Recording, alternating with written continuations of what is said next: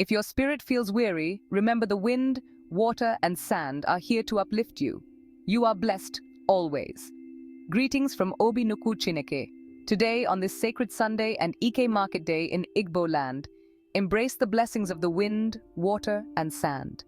These elements, guided by Chukwu Okike Abiama, ensure our well-being and monitor the earth without error. As you step out today, may the wind, water, and sand grant you happiness and blessings, aligning with the divine agreement for our benefit. May they guide your journey and make your path fruitful. Easy.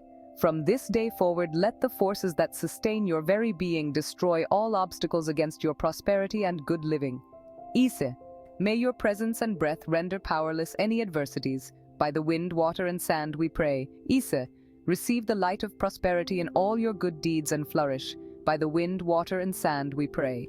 Ise. We are truly blessed and empowered by Obi Nnukwu Chineke, the universal blessings of wind, water, and sand. Onye ndu ikuku achineke.